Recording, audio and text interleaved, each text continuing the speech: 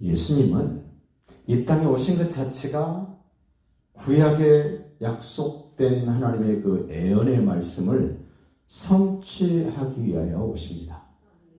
그분이 하나님의 뜻을 이루기 위하여 오실 뿐만 아니라 지금 이 말씀 보면 예수님을 십자가에 못 박아놓고 군인들은 예수님의 옷을 벗긴 그 옷을 어떻게 누가 차지할까? 제비뽑기 하는 겁니다. 우리로 말하면 소위 노름하는 겁니다. 누가 따먹을까? 누가 차지할까?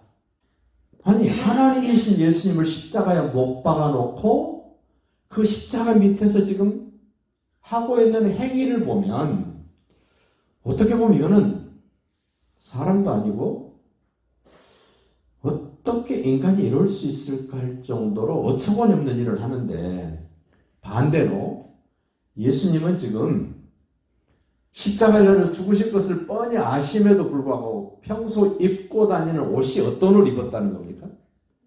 자기가 입고 싶은 옷을 입은 것이 아니고 하나님의 말씀이 이루어지는 그런 내용으로 옷을 입으셨다는 거예요. 우리가 보통 옷 사러 가면 어떤 옷 삽니까? 철에 맞는 거, 내 분위기에 맞는 거, 내 몸에 맞는 거, 뭐 이러잖아요. 그런데 예수님은 하나님의 뜻을 이루어드리기 위하여 예수님이 옷을 입었는데 어떤 옷을 입었다고요? 호지 않는 옷, 속옷, 통으로 된 옷이었답니다. 예수님은 옷 한 벌을 입으셔도 당신 마음대로 입지 않고 내가 어떤 상황이 됐을 때 하나님의 뜻이 이루어지는 그러한 의미 있는 옷으로 늘 챙겨 입으시고 다니셨다는 거죠. 이런 말씀을 접하면서 우리가 좀 깨달아야 될 게 있습니다. 나는 내가 좋아하는 음식, 내가 좋아하는 색깔, 내가 좋아하는 내용, 내가 좋아하는 그 모든 것들로 우리는 치장을 합니다. 그런데 하나님의 뜻을 이루어드리기 위해 오신 하나님이신 예수님은 그러지 않았다는 거예요.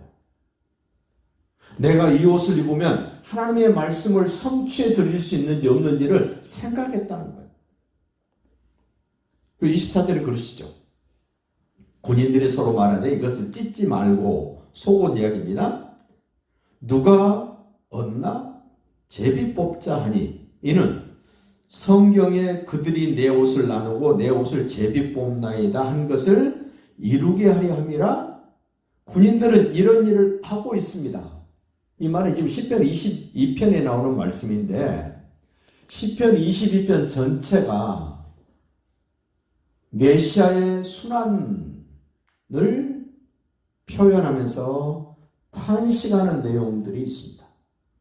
메시아로 오실 그분이 어떤 순환을 당하고 어떤 일을 당할 것인가를 시편 기자가 기록한 내용입니다. 안타깝습니다. 너무 힘들고 어려운 내용들로 메시아로 오실 그분이 당하셔야 될 일들을 읊조리고 있는 내용들입니다.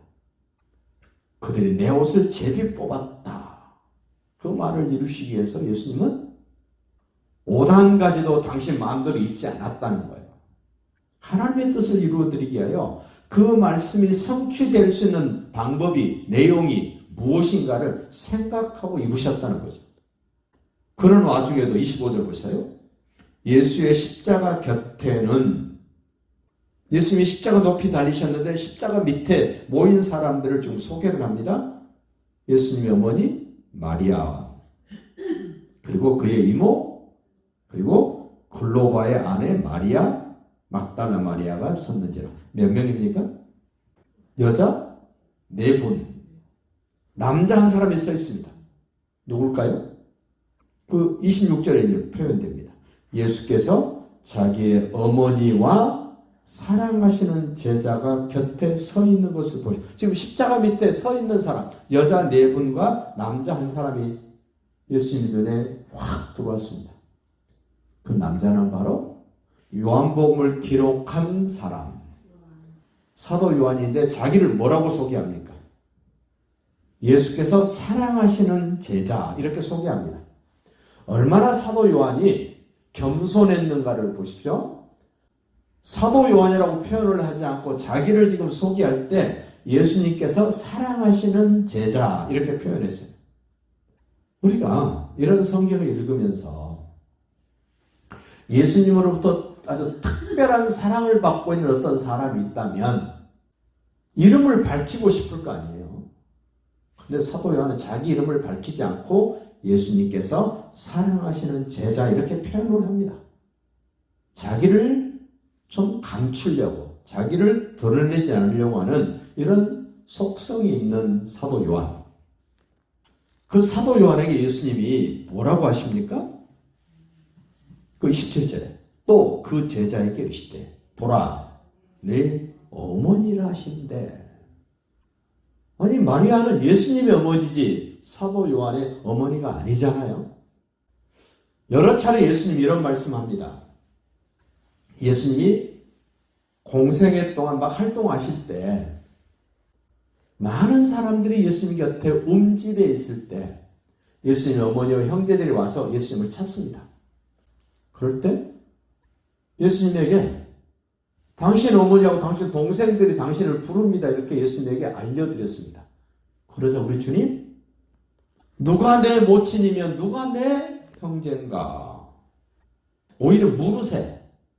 그 말은 지금 저기 밖에서 나를 찾고 나를 부르는 저분은 내 모친이 아니고 내 형제가 아닙니다 라고 얘기를 합니다. 진짜 아니라는 말이 아니죠. 새로운 가족 개념을 예수님이 소개를 합니다. 뭐라 그러십니까? 내 말을 듣고 내 말을 지키는 자가 내 부모요 내 형제다. 이렇게 가족 관계를 확 바꿔버립니다. 자, 보통 사람은 혈통으로 가족 관계가 만들어집니다. 그런데 예수님은 하나님 나라의 가족 관계는 혈통 관계가 아니라 그럽니다. 뭐라 그럽니까? 하나님과의 관계라고 얘기를 합니다. 물론 혈통적 가족 개념에서도 관계가 불편하면 그 혈통 관계가 다 깨져버리지 않습니까? 우리는 사람으로서 육신을 가지고 살면서 혈통을 굉장히 많이 따집니다. 혈통을 굉장히 중요하게 생각을 합니다. 그럼에도 불구하고 관계가 불편해지니까 그 혈통 어떻게 됩니까? 의미가 없죠. 별로 가치가 없습니다. 예수님이 말씀하신 것처럼 우리가 살고 있는 세상 속에서는 혈통 관계도 중요하지만 그보다 더 중요한 것이 있다? 관계다. 그래서 하나님은 창세기 1장에서부터 계속해서 무슨 얘기 하시냐면은 너하고 나와의 관계야. 에덴 동산에서 아담과 하와 쫓겨납니다. 왜 쫓겨납니까? 관계가 불편해지니까. 예수님이 십자가에 달리셨을 때 십자가 밑에 있었던 사람들, 여자분 4분과 남자 1사람이 예수님의 눈에 들어옵니다. 저 북쪽 갈릴리에서부터 예수님을 쫄쫄쫄쫄 따라서 지금 유대 예루살렘까지 온 사람들, 어떤 사람들이 따라왔겠습니까? 예수님을 따라왔던 사람들이 어떤 사람들이었을까요? 예수님을 사랑했던 분들이 예수님을 쫄쫄쫄쫄 따라옵니다. 예수님이 십자가에 달리셨을 때 제자들이 어디 갑니까? 제자들이. 물론 십자가 밑에 있었을 거예요.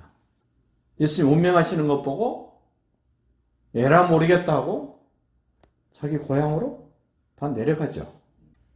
저는 이 십자가 밑에 모인 사람, 예수님 눈에 확 들어온 사람들의 특징이 하나 있다면 예수님을 너무너무 사랑하고 예수님으로부터 엄청나게 많은 사랑을 받았던 사람들. 그렇다면 오늘날 같으면 누구겠어요? 나죠, 나. 여러분, 하나님으로부터 예수님으로부터 사랑받았던 사람들은 다 어디 모여야 돼요? 하나님의 뜻을 이루는 예수님이 계신 그 현장에 함께해야 될 사람이 누군가? 사랑받은 사람. 왜 사도 요한이 나 요한이다 그러지 않고 예수께서 사랑하시는 제자 이럴까요? 사랑받은 사람은 하나님의 말씀이 성취되는 그 현장에 있어야 돼요.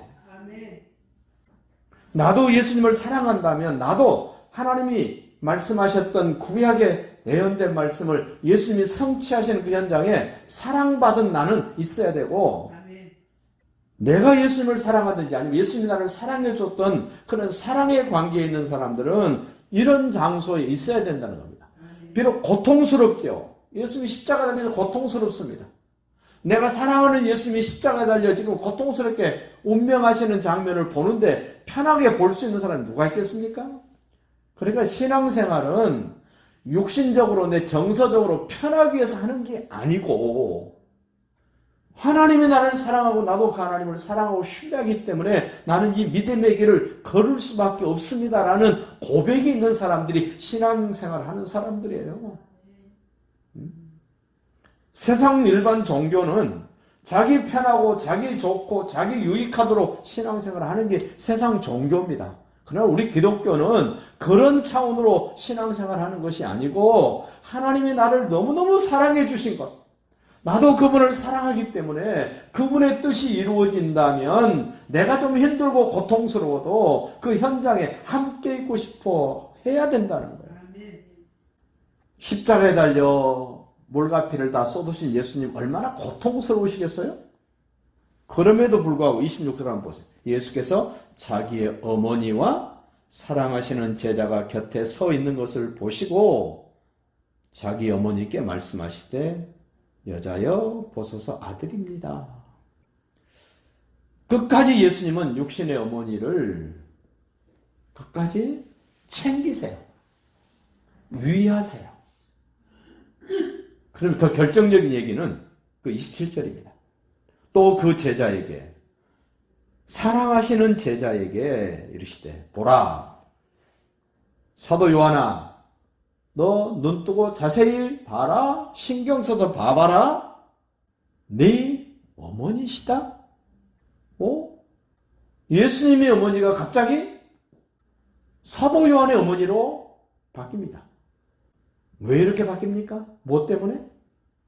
강조된 게 있죠. 뭡니까? 예수님의 사랑을 받고 예수님을 사랑하고 신뢰할 줄 아는 사람에게 예수님은 너무너무 소중한 자기 어머니를 맡겨요. 예수님이 지금 자기 육신의 어머니 마리아를 어떻게 생각합니까?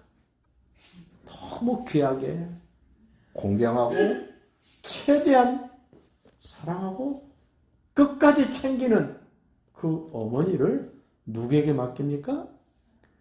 예수님이 사랑하셨던 제자에게 맡깁니다. 근데 이거는 성경만 보면 좀 이해가 안 됩니다만은 역사 속에서 우리 기독교 역사 속에서 예수님으로부터 네 어머니라고 부탁받았던 사도 요한이 어떻게 마리아에게 했는가를 역사 속에서 말해주고 있습니다. 89년도에 성지순례를 갔을 때 터키를 갔습니다. 에베소를 갔습니다. 여러분, 저 예루살렘에서 터키 에베소까지 뭐 이웃 동네입니까? 한참을 가야 되잖아요. 그런데 전에 내려온 이야기를 소개해드리면 네 어머니다라고 예수님으로부터 말씀을 듣자마자 사도 요한은 예수님의 어머니 마리아를 정말 자기 친어머니처럼 등에 업고 그 예수 믿는 사람들 잡아 죽이는 유대 땅 예루살렘에 있을 수가 없어서 터키 에베소로 갑니다. 상상을 해보십시오.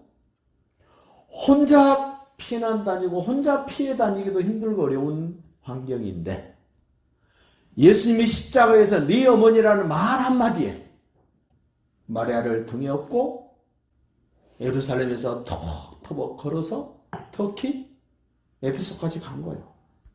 우리는 이 십자가 위에서 예수님이 마지막 사도 요한에게 네 어머니라고 말한 이 한마디가 사랑을 받았고 사랑하고 신뢰했던 그 관계 속에서 그분의 말 한마디가 내 인생에 어떤 의미가 부여되는가를 보셔야 돼요.